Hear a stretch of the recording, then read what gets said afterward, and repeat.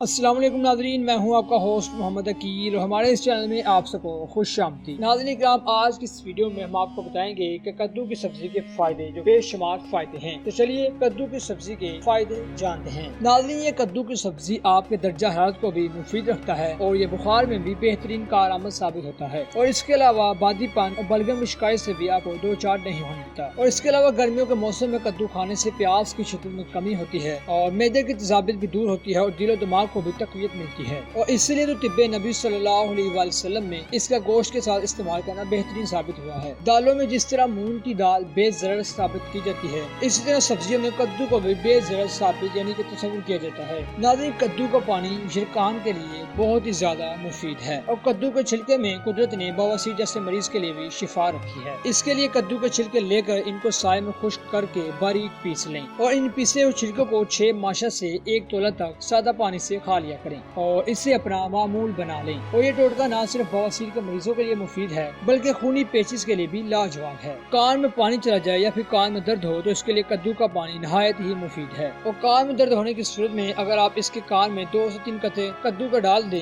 تو اس سے کان کا درد ختم ہوتا جائے گا۔ اور کدو کا پانی پھنسیوں پر لگانے سے پھنسیاں ختم ہوتی ہیں، اور کدو کا چھلکا زخموں کے لیے بہت ہی زیادہ اچھی حیثیت رکھتا ہے۔ اس کے لیے سب سے پہلے اس کے چھلکوں کو سائے میں خشک کریں اور اس کے بعد ان کی مطلوبہ مقدار لے کر انہیں جلا لیں اور باریک کر کے محفوظ کر لیں، اور یہ راکھ زخموں پر چھڑکنے سے آپ کے زخم دور ہو جائیں گے۔ اور گھر میں کسی کو بھی اللہ نہ کرے بچھو ڈنگ مار دے تو فوری طور پر ڈاکٹر کے پاس آپ پہنچ تو نہیں سکتے، لیکن اس کے لیے تو آپ کدو کے گدے سے مریض کو فوری طور پر امداد دے سکتے ہیں۔ اس کے لیے ڈنگ والی جگہ پر مریض کے زخم کدو کے گدے کو اچھی طرح سے لیپ لگا دیں اور ساتھ ہی اسے اس کا پانی بھی پلائیں۔ اس طرح زہر کا اثر بھی زائل ہو جائے گا، اور یہ کدو جیسی سبزی دل کی دھڑکن کو بھی نارمل رکھنے کے لیے مفید ٹوٹکا ہے۔ ناظرین، اگر دانت درد کرنا شروع کر دے تو اس کے لیے علاج کرنا بہت ہی مشکل ہوتا ہے، تو مریض اس کے لیے طرح طرح کے ٹوٹکے اپنانا شروع کر دیتا ہے۔ اگر آپ بھی اس مشکل سے دوچار ہیں تو آپ کدو کا چھلکا یعنی کہ 4 سے 5 ماشا لے کر اور اس کے ساتھ لہسن کی 1 ڈیلی لے کر آپ ان دونوں کو مکس کریں اور اس میں سے پانی ڈال کر خوب ان کو اچھی طرح سے پکائیں، اور جب پانی آدھا رہ جائے تو اسی نیم گرم پانی سے کلیاں کریں اور درد میں فوری افاقہ ہوگا۔